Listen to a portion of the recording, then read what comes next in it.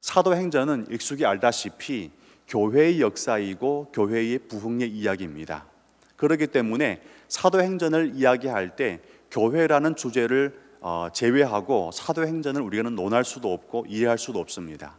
그래서 사도행전 설교를 들을 때마다 목사님들, 전도사님께서 말씀 전하실 때마다 교회는 이런 것이구나, 교회는 또 이러한 모습도 있었네, 그래 교회는 이래야지, 그래 이것만큼은 교회에서는 빼내자, 이것은 우리와 어울리지 않아 와 같은 교훈을 받는 지혜가 있어야 된다는 것이죠. 여러분, 교회는 어디입니까? 우리의 모든 1차적인 판단은 건물이 교회다 이렇게 생각합니다. 그래서 수요 예배 오실 때 교회 간다 그렇게 이야기합니다. 그러나 하나님께서 사도 바울을 통해서 말씀하신 증언에 의하면 교회는 건물이 아니라 이 자리에서 예수 그리스도를 구주로 고백하시며 신앙 고백 안에 하나님 앞에 기도하고 찬양하고 예배하는 여러분 자체가 하나님의 교회다는 것을 말씀해 주고 있습니다. 여러분이 세워지는 것, 여러분이 더욱더 거룩해지는 것, 여러분이 더욱더 의미 있는 복음의 삶을 살아가는 것이 바로 교회를 위한 것이고, 여러분의 삶 자체가 곧 교회의 부흥이자 교회의 역사다는 것을 기억하시며, 교회를 어느 지역에 남겨두지 마시고 여러분의 걸음걸음, 여러분의 행동 하나하나가, 여러분의 언행 하나하나가 다 교회를 대표하고 있음을 확신하시고 오늘도 깨어서 살아가는 은혜가 있기를 주님 이름으로 축복을 드립니다.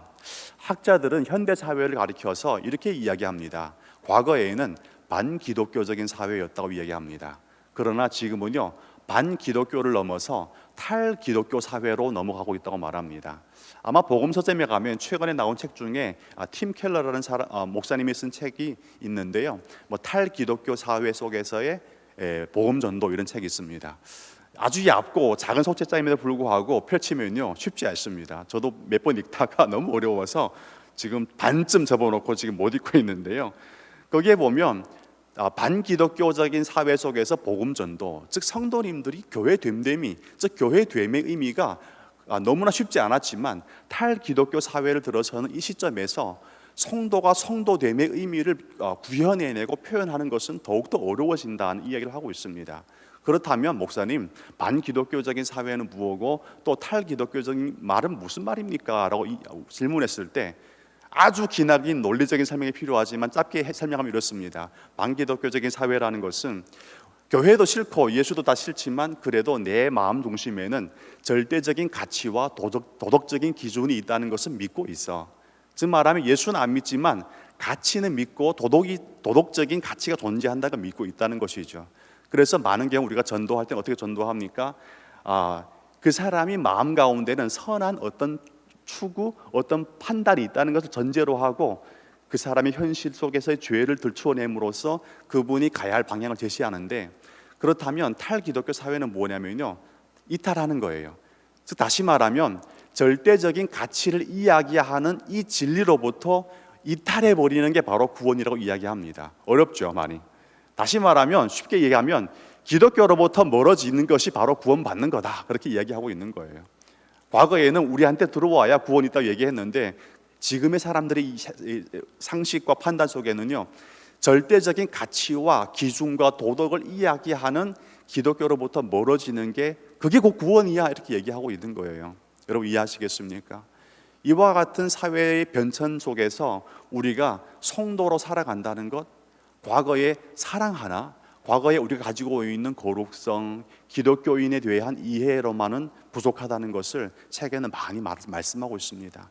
좀 더 충분한, 좀 더 지역적인 것이 아닌 총체적인 기독교인의 모습과 교회에 대한 이해, 복음에 대한 통찰을 가져야만이 더 나아가서 우리 네 번째 표에 보면 뭐라고 나오죠? 예수님의 제자를 키우는 훈련 공동체, 훈련을 받지 않고서는 도무지 탈기독교 사회를 지향하는 이 세상 속에서 우리는 소금과 빛의 역할을 감당할 수 없다는 것을 명확히 말씀해 주고 있습니다. 좀 더 깨어 있어야 할 때이고, 과거에는 어떻게든 묻어가면 다 되는 것이었지만 지금 이 세상 속에서는요, 기독교인이 된다는 것은 묻어간다고 되는 게 아니라 애써야만 되는 것입니다. 여러분, 과거에는 부흥의 시대에는요, 교회만 들어오면 다 은혜가 되었어요. 그러나 지금의 세상과 지금의 현실 속에서 기독교인 예배자가 된다는 것은 함께 참여만 해서 되는 게 아니라 애써서 훈련받고 애써서 헌신하며 애써서 진리를 묻고 진리를 향해서 우리의 모든 삶을 던질 때 비로소 가능해진다는 것을 여러분 마음속에 심어두시길 바랍니다.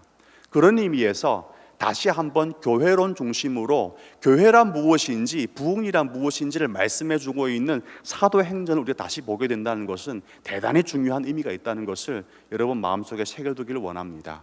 많은 분들은 아이고 지금 연세 많으신 분들 많으신데 지금 내가 뭐 한다고. 여러분 그렇지 않습니다.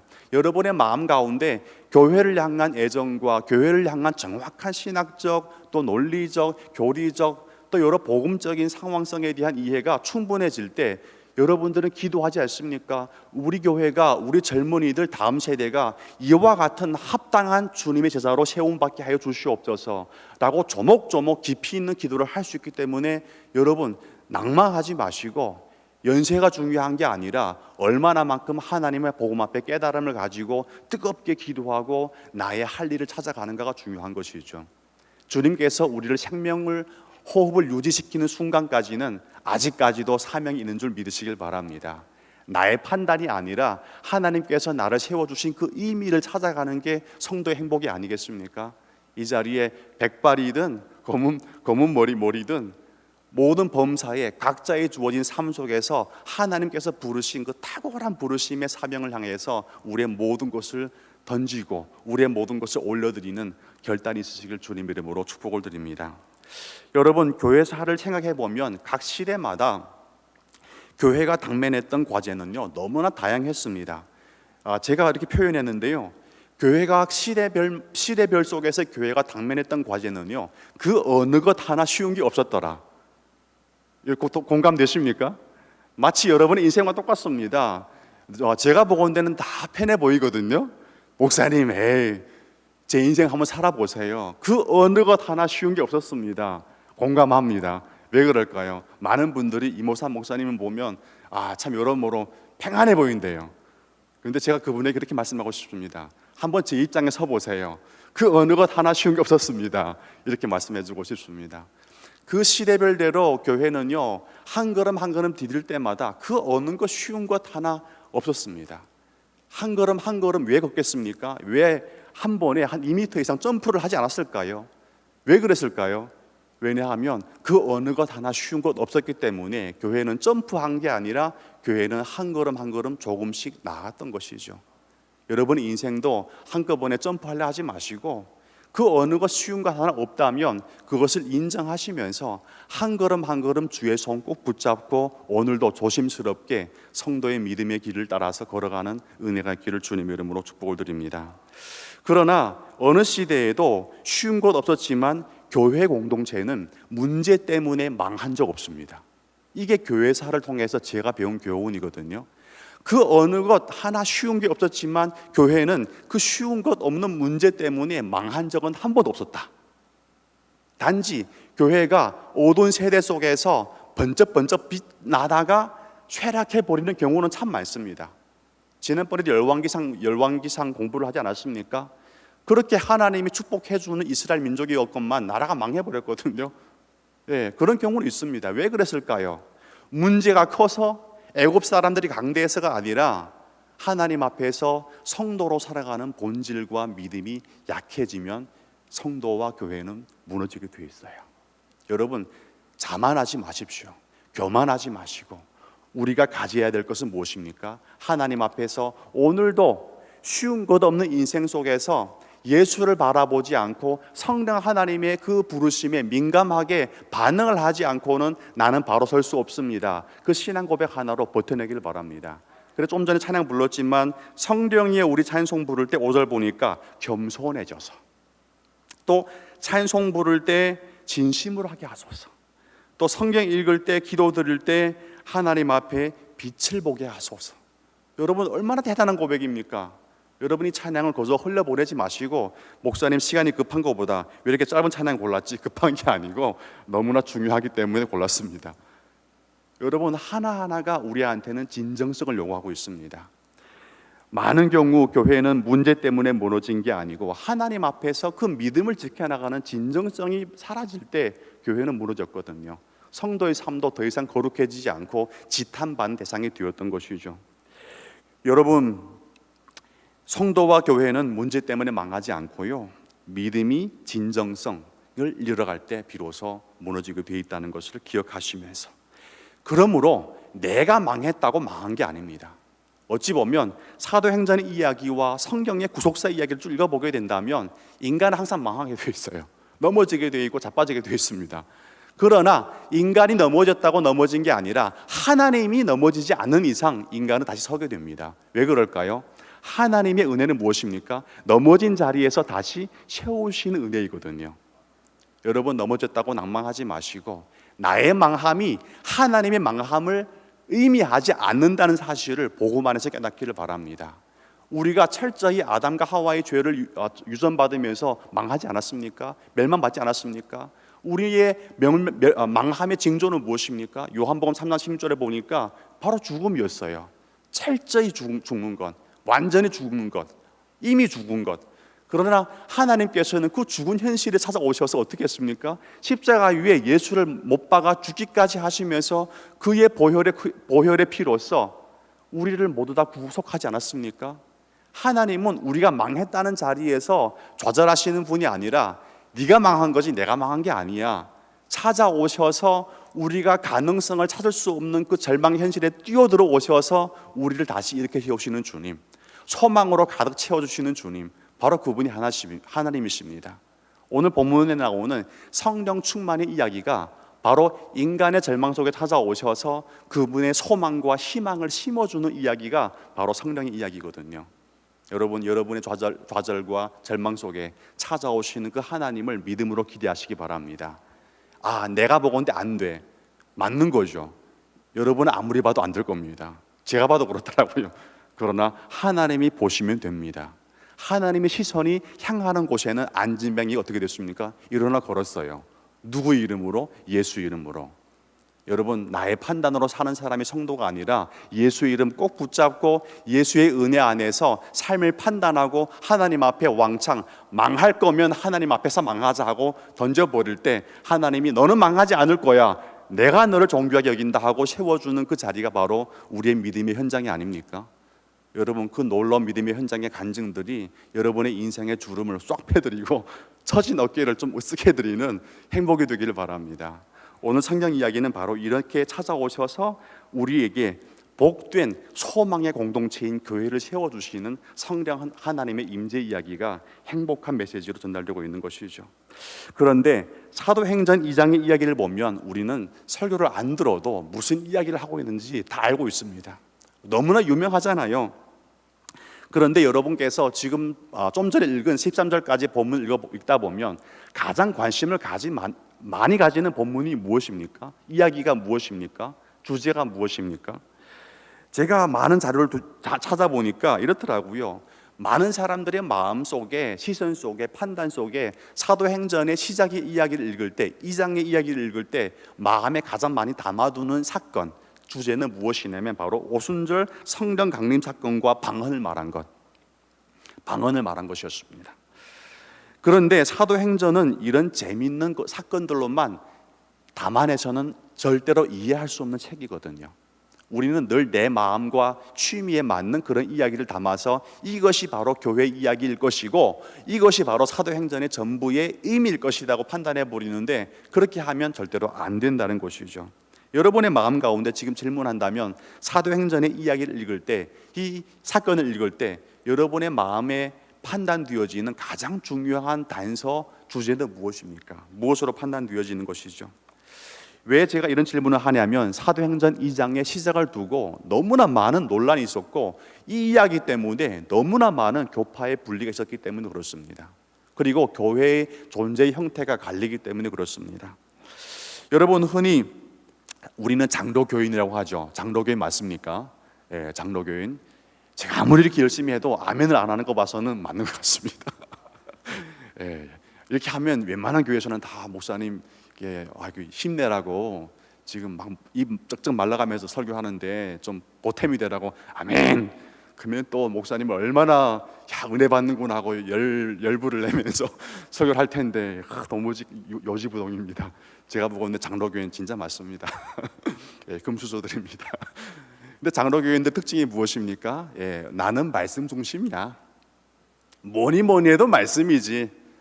뭐니 해도 신앙은 말씀을 파는 거야. 깊이 팔수록 그게 신앙인 거야. 본질이야. 진액이 여기서 나오면 이렇게 얘기합니다. 근데 여러분 또 한편으로 보면 제가 교파는 이야기하지 않겠습니다만은 열심히 성령 운동을 따라다니는 분들 계시고 성령 운동만 외치는 분들이 계십니다. 그래서 막 이제 뜨겁죠. 제가 이렇게 얘기하면 이렇게 웬만하면 다 아멘합니다. 근데 안 하는 거 봐서는 성령 운동에 전혀 관심이 없는 분들 같습니다. 예, 그런 분들이 계세요. 성령 운동에만 심취해 분들이 계십니다. 근데 말씀에 집중한다는 이분들이 그분들을 보면 어떻게 판단되어지냐면요. 정말 그 가슴은 뜨거운데 머리는 너무나 가볍다. 이렇게 판단되어집니다. 근데 반대쪽에 있는 분들이 이제 말씀만 이렇게 막 높이 든다는 사람을 보면 어떻게 판단되어지냐면요. 머리는 너무나 무거운데 가슴이 너무나 식어 있어. 이렇게 또 얘기합니다. 그래서 이 논란이 너는 식었고 너는 비었어. 막 그렇게 비고 식은 사람들끼리 막 서로 이제 공격하는 거죠. 이런 모습 볼 때 하나님은 과연 기뻐하실까? 저는 기뻐하지 않는다고 생각합니다. 사실 이 논리 속에는요 틀렸다가 존재하지 않거든요. 다 맞는 겁니다. 우리는요 식어서도 안 되고 우리는 비어 있어도 안 됩니다. 채워 있어야 되고 뜨거워야 됩니다. 근데 많은 경우 이게 잘 조화가 이루어지지 않더라고요. 그래서 서로 내가 옳다, 네가 틀렸다 이렇게 논쟁하다 보니까 서로 한 기독교 안에서 한 예수 공동체 안에서 이게 서로 이렇게 막 그렇습니다. 보는 눈총들이 아름답지가 않아요. 해상 사람들 보는 게 훨씬 더 아름답게 보는데 막 저렇게 하는 사람 보면 아름답게 보지 않습니다. 여러분 그러지 마시고 왜 그럴까요? 성령 하나님이 임재하자마자 성령 하나님께서 방언을 말하게 하셨는데 어떻게 했죠? 수많은 사람이 다 알아들었다. 외국어로 알아들은 거죠. 이것은 뭡니까? 연합을 의미합니다. 여러분 예수 그리스도가 이 땅에 오신 가장 우선적인 목적은 예수 안에서 지체를 연합시키는 것입니다. 여러분 교제가 목적이고 교제가 성도의 본질이고 연합이 성도의 삶이지 분리시키고 너는 나와 다르기 때문에 너는 저쪽에 있고 난 이쪽에 있을 거야. 너는 외나무 다리 건너고 난 다른 다리 건널 거야. 이게 아니라는 거죠. 여러분 마음 가운데 교회에 대한 이해 혹은 교회의 형태에 대한 이해가 이와 같은 좀 더 분리적인 차원에 있다면 그 사실을 회개하셔야 되고 좀 더 너그러운 마음을 구할 필요가 있습니다. 하나님은요 너무나 크신 분이셔서 사랑이 많으신 분이셔서 아무리 다르신 분들을 다 품습니다. 근데 하나님을 사랑한다는 여러분과 저 어떻습니까? 내 마음에 합한 사람만 품어냅니다. 내 마음에 거슬린 사람은 절대적으로 배척하는 게 과연 기독교인일까? 상식적으로 판단한다면 그렇지 않다는 것이죠. 여러분 사도행전 2장의 말씀을 두고 이와 같은 많은 논란들이 있습니다. 이제 분리들이 있었어요. 사실 이 문제에 대해서 제가 말씀했습니다. 누가 옳고 누가 틀렸다는 기준은 존재하지 않습니다. 다 옳은 것입니다. 우리가 단지 판단할 수 있는 하나의 키워드가 있다면 보다 누가 더 균형 잡힌 신앙을 추구하는가를 판단해 볼 수는 있습니다. 틀렸다의 문제가 아니라 누가 더 균형이 있느냐를 우리는 보아야 한다는 것이죠. 여러분의 삶은 과연 말씀을 높이 들고 판다고 해서 여러분의 신앙생활은 균형이 있는 신앙생활이십니까? 말씀을 달달달 암송하는데 삶을 너무나 뜨겁지 않고 식어 있다면 어찌 보면 여러분의 삶은요 균형을 잃은 것입니다. 하나님은 균형 잡힌 주님이십니다. 하나님은 항상 질서를 원하세요.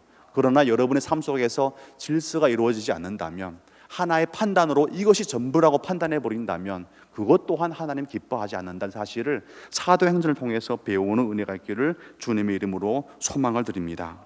사도행전 2장에 보면요 이것만 고집하라는 하나님의 명령은 존재하지 않습니다. 너 이것만 하면 돼. 많은 경우 부모님들이 아이들이 하는 얘기가 너 공부만 해. 근데 공부만 하라고 하는 애들이 커서는요 참 이상한 애들이 되더라고요. 공부만 해서는 되지 않습니다. 사람 됨됨이를 배워야 되는 겁니다. 안 그렇습니까? 공부만 해서 인생 사라지게 된다면 참 여러분과 저는 무슨 의미로 살아갑니까? 저는 공부 잘 못했어요. 공부만 잘한 사람이 인생을 모두 다 잘 살 수 있다면 과연 명문대, 하버드, MIT 막 그런 학교 못 들어간 여러분과 저는 너무 서러워서 어떻게 삽니까? 그러나 공평하신 주님, 못해도 괜찮아. 예수만 잘 믿으면 돼. 너무나 행복하지 않습니까? 여러분 인생 가운데 진정한 행복이 무엇인지, 행복은요 한 가지만 고집해서 오는 게 아니라 전체를 볼 때 비로소 그 행복이 오는 것이죠. 바로 믿음 생활을 이렇게 하는 것입니다. 함께 고린도전서 14장 26절 말씀을 찾아 읽겠습니다. 고린도전서 14장 26절 말씀.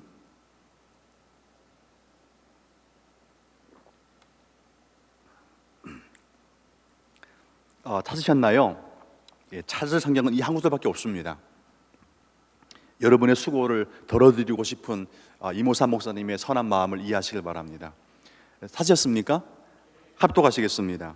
그런즉 형제들아 어찌할까? 너희가 모일 때에 각각 찬송시도 있으며 가르치는 말씀도 있으며 계시도 있으며 방언도 있으며 통역함도 있나니 모든 것을 덕을 세우기 위하여 하라. 아멘. 중요한 말씀이죠. 다 중요해. 그 어느 것 하나 버릴 것 없어. 그러나 그 어느 것 하나만 고집해서도 안 돼. 그러면서 뭐라고 합니까? 모든 것을 뭐를 세우라고요? 덕을 세우라 이렇게 얘기합니다. 즉 말하면 나는 이거야, 저 사람은 나는 이거야 하는데 서로 하는 이야기를 보면요 덕이 안 돼요. 그러면 그것은 틀렸다는 것이죠. 옳지 않다. 나는 이거야, 너는 저거야, 그게 아니고 우리가 함께 어떻게 하는 것이 덕을 세울 것인지를 깨닫고 그것을 향해 잡고 나아가는 것이 사도 바울이 말한 진정한 공동체이자 교회이자 성도의 신앙의 성숙이라고 고린도전서는 말씀해주고 있습니다. 물론 다양한 논란거리는 있지만 이 말씀에 대해서 잠깐 이렇게 단락을 나누고요. 여러분, 모든 것을 덕을 세워야 하는 것이 바로 성도가 깨달아야 되는 가장 신앙의 기초적인 핵심이다. 그런 의미에서 사도행전 2장의 말씀을 읽을 때 나는 무슨 파, 나는 무슨 파, 나는 무슨 교단, 나는 무슨 교회 다녀 별로 의미 없습니다. 교회 다니는 게 중요하지 않고 어떠한 형태의 뜨거움 속이나 어떠한 형태의 냉철함 속에 있는 게 중요하지 않고 과연 우리가 추구하는 그 진실한 열심이 덕이 되는가가 중요합니다. 덕이 안 된다면 아무리 열심히 해봤자 그것은 의미가 없는 거거든요. 여러분과 저는 하나님의 말씀을 보아서 예수를 알아가지만 믿지 않는 사람은요 여러분과 저의 삶의 현실을 보고 하나님을 깨우쳐 갑니다. 근데 우리는 나만 좋으면 돼요.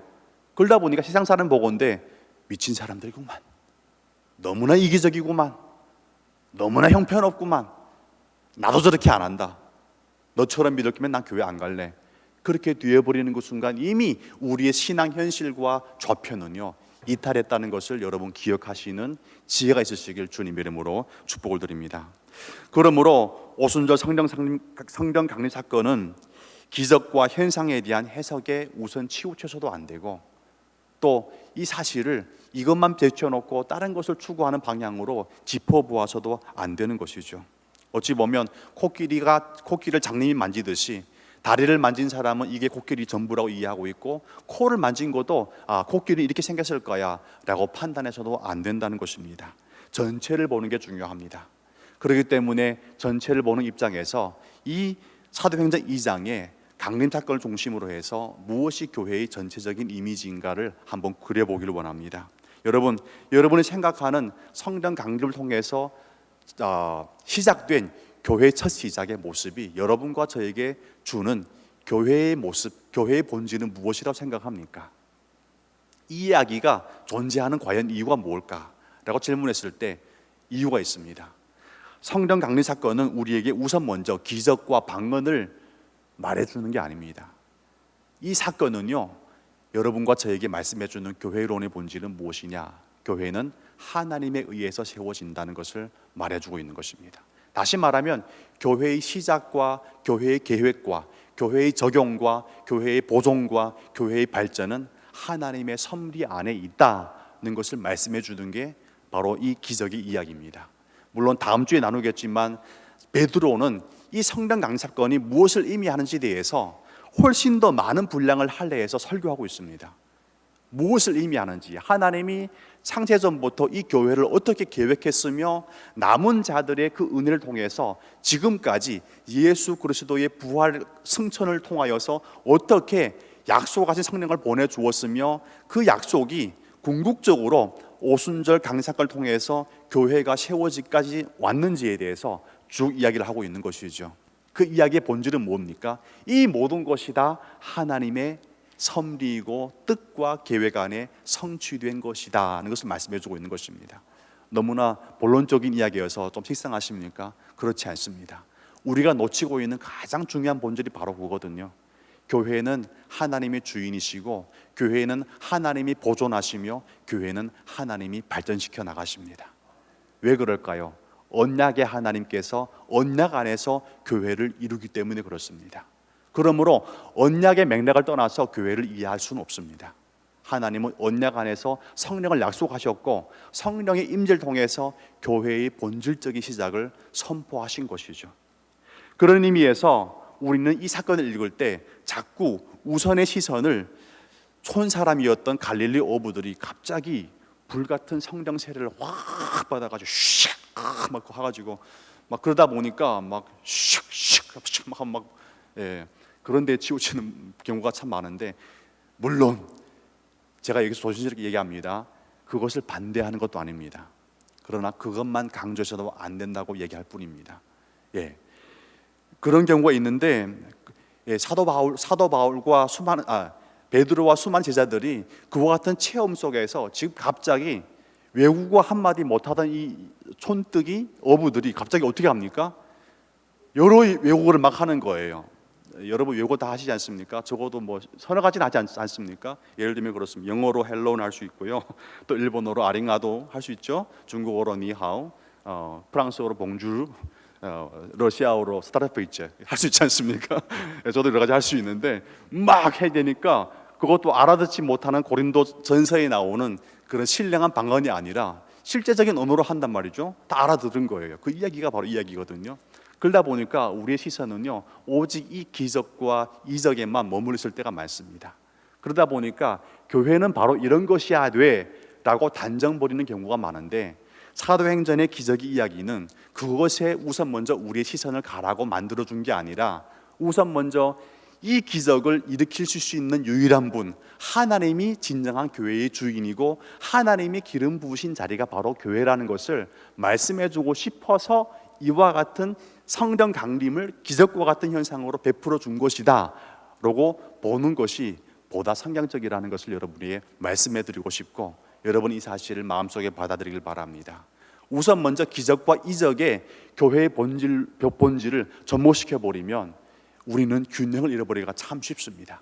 그러다 보면 조금 더 건덕상의 유익이 사라지게 되어 있어요.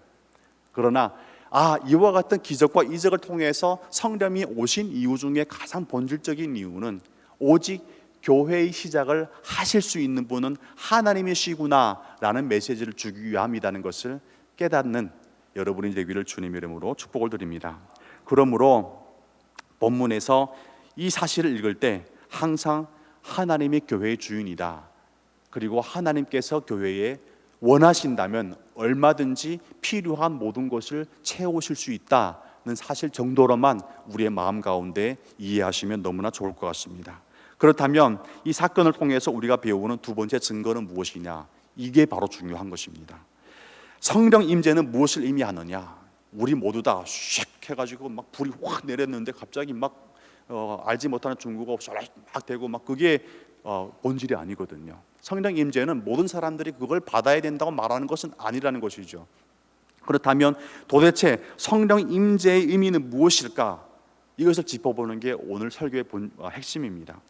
성령의 임재는 무엇을 의미하는가를 말씀했을 때 5절부터 13절까지에 보면요 하나의 중요한 단어가 나옵니다. 그게 뭐냐면 11절 말씀입니다. 11절 말씀. 성령 임재를 통해서 이 제자들이 막 외국어를 하는데, 방언을 하는데 그 방언을 알아들은 사람들의 고백이 중요합니다. 그 고백이 11절 나와 있거든요. 함께 읽겠습니다. 11절 시작. 그레데인과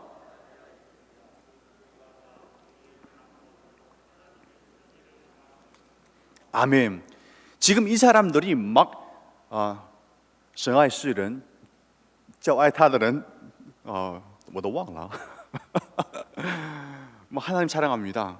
그리고 뭐 아리가도 봉주를 막 이렇게 하는데 그 얘기를 듣더니 갑자기 이 사람들이 뭐라고 고백하는 거예요? 뭐라고 했습니까? 와, 놀랍도다. 우리의 각 언어로 뭘 말하는 거예요? 하나님의 무슨 일이요? 큰 일을 말한다. 여러분, 성령 임재의 목적은 무엇인지 아시겠습니까? 하나님의 큰 일을 말하기 위함이신 것이죠. 하나님의 큰 일. 그렇다면 도대체 무엇이 하나님의 큰 일이십니까? 하나님의 큰 일은 무엇입니까? 사도행전 1장 8절을 읽어보겠습니다. 사도행전 1장 8절 시작. 그들이 모였을 때 아닙니다. 오직 성령이 너희에게 임하시면 너희가 권능을 받고 예루살렘과 온 유대와 사마리아와 땅끝까지 이르러 내 증인 되리라 하시니라. 중요한 키워드가 있죠. 성령이 임하면 뭘 받는다고요? 권능을 받고, 그 권능은 다양한 해석이 가능합니다. 방언을 할 수도 있습니다. 예, 방언할 수 있어요. 그리고 딱 기도했더니 막 치유의 은사 있을 수도 있습니다. 갑자기 딱 했더니 상담의 은사 있을 수도 있습니다. 저 사람의 고통에 대해서 다른 사람이 말하면요, 그 사람은 또 고통스러워하는데 내가 말하니까 삶의 그 치유가 일어나는 거예요. 여러분, 그런 은사 있는 사람도 있습니다. 통찰력. 이 사람이 문제 해결하면요 점점 엉키고 막 혼란스러워지는데 그 사람이 딱 손대면 바로 해결되는 거예요. 예, 그거 다 은사입니다. 다양한 권능이 있을 수 있어요. 근데 그 모든 권능이 여러분에게 성령을 통해서 주어지는 가장 중요한 이유는 뭡니까? 8절의 마지막 부분에 보니까 뭐가 되는 겁니까? 증인이 되게 하는 것이다. 증인이 되는 것이다. 그렇다면 증인이 된다는 것은 누구를 위한 증인입니까? 그 앞에 보니까 뭐가 붙어있죠? 나의 증인. 그렇다면 이 말씀을 누가 하고 있는 것이죠? 예수님. 그렇다면 공식 이해가 됐습니다. 성령 충만이 곧 방언이 아니다입니다. 그러나 틀리진 않습니다. 그러나 온전하지 않는 게 문제입니다. 그렇다면 보다 온전한 성령 충만의 본질적인 의미는 무엇일까? 하나님의 큰 일, 권능, 증인, 나, 예수. 이와 같은 키워드를 우리가 쭉 이어서 볼 때 성령 충만이 곧 무엇이다? 예수의 복음을 증거하는 것이다. 아멘이십니까? 동의하지 않습니까? 서운한 게 있습니까? 성경이 그렇게 말씀하는 거 제가 어떻게 또 다르게 말씀하겠습니까? 성령 충만 곧 방언이다. 틀리지 않습니다. 그러나 온전하지 않는 게 문제예요. 충분하지 않는 게 문제입니다. 보다 충분한 것은 이렇게 방언까지 말하는 이유는 뭡니까? 곧 예수의 복음을 증거하기 위함이다. 여러분, 성령 충만하여서 하나님의 큰 일을 말하십시오. 성령 충만해서 나를 구속하신 십자가의 복음의 은혜를 말하십시오. 그 증거가 우리의 삶이고 그 증인이 바로 나임을 여러분의 삶을 통해서 세상 사람들 앞에 보여주십시오. 증인이 삶이 되는 것이 바로 성령 충만의 본질적인 이유다, 의무이고 그것이 목적이라는 것을 깨닫는 이 시간 되기를 바랍니다. 여러분 오해했다면 여러분 푸시고, 성령 충만 마냥 신령하게 해석해버리면요 그때부터 너무나 이상하게 되거든요. 성령 충만은 신령한 게 아니라 성령 충만은 여러분의 삶의 현실이자 삶의 현실 속에서 어떻게 예수의 증인이 되느냐, 그 열심과 그 충성에 따라서 판단되어지는 것입니다. 만약 이게 성령 충만이 아니라 교회에서 뜨거웠던 마음 가지고 어떻게 나의 현실에 들어가서 나를 미워하는 사람 앞에 예수가 너를 사랑한다, 예수 아니면 너는 지옥 갈 것이고 예수 믿어야 구원받는다, 천국 갈 것이다 를 증거하는 게 성령 충만인 겁니다. 여러분, 하나님은 그렇게 하라고, 그런 증인이 되라고, 하나님의 큰일이 되라고 교회를 향하여서 성령을 부어주셨거든요. 근데 많은 경우 우리의 성령 충만은요 단지 이 자리에서 찬양을 했더니 갑자기 뜨거워졌습니다. 좋아요, 맞습니다. 그러나 충분하지 않는 게 문제예요. 제가 처음 한국 유학 와서 신학대학 들어갔는데 막 학교 신학교내가 채플 있지 않습니까? 막 눈물 흘리며 하신 신하신 찬양했거든요. 근데 나가는데 북한 아이 분유 돕기 10,000원이면 이렇게 그 아이 뭐 3개월치 영양실조물 이렇게 해결된다 이렇게 얘기하더라고요. 근데 다들 외면하며 지나가 버렸어요. 근데 저는 처음 왔다 보니까 너무나 순수해가지고 시험 들었어요. 아니 10,000원이면 3개월치 북한 아이 하나가 굶어 죽지 않는다고 하는데 왜들 다들 정신 뭐 짱깨 먹을까? 뭐 라면 뭐 떡볶이 먹을까? 그렇게 이야기하면서 왜 거들떠도 안 보는 거야? 이 사람들 과연 하나님 믿는 사람 맞는가? 저는 시험 들었습니다. 나중에 언제 익숙하다 보니까 저러고 그러더라고요. 여러분 성령 충만이 뭔지 아십니까? 이 자리에 오셔가지고 뜨겁게 불 받는 게 목적이 아니라 불 받았다면 나가서 어떻게 불 받는 사람답게 하나님의 사람다움을, 하나님의 복음을, 구속의 복음과 그 가치와 그 생명을 생수와 같이 전달하는 게 성령 충만의 의미이다, 목적이다. 이해하시겠습니까? 사도행전에 만약 성령의 은혜를 이 자리에만 제한시켰다면 여러분과 저를 향해서 한국까지 복음은 전달되지 않았을 겁니다. 왜 안 왔습니까? 나만 좋으면 되거든요. 나만 뜨거우면 되는 거거든요. 그러나 이 사람들은 충만한 이유 어떻죠? 성령에 의해서 이끌림 받아서 사도 바울도 그렇지 않습니까? 마게도냐와 땅 끝까지 가서 하나님이 나를 어떻게 사랑했으며 어떻게 구속했는지 그 복음의 증인이 죽기까지 감당해내는 것이 바로 성령 충만한 사람들의 모습이 아니었습니까? 성령 충만은요 체험하는 게 아니라 삶으로 살아내는 거거든요. 바로 삶의 이야기가 사도행전이다. 그렇게 이해하시면 여러분은 100점짜리 사도행전의 강해를 들으신 것입니다.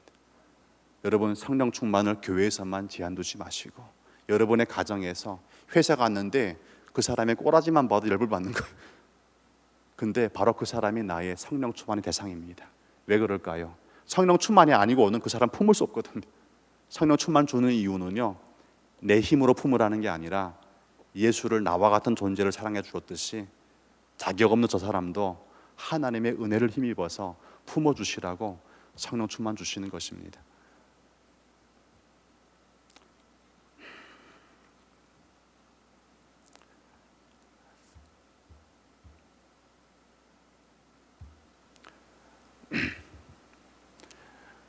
그래서 여러분 오늘 나가서 내가 안 된다고 막 아우성 치지 마시고 하나님 나는 안 되지만 성령 하나님을 부어주신 이유가 무엇입니까? 내 힘으로 품지 말고 성령의 힘으로 하라고 부어주신 거 아닙니까? 사도행전의 이야기가 살아내는 이야기라면 나도 그와 같이 성령의 의지에서 성령의 임재를 맛보아 알면서 좀 살아나게 해주시옵소서. 안 되지만 성령 하나님 능력 주시어서 권능 주시어서 저 인간을 좀 품게 하시옵소서. 사랑하게 하시옵소서. 여러분 그렇게 기도하는 자리가 이 자리가 되어야 되고 그 기도한 대로 살으려고 입술을 깨물면서 몸부림치는 현장이 바로 여러분의 삶의 자리인 줄로 믿으시길 바랍니다. 그 자리에서 교회가 세워지는 것입니다.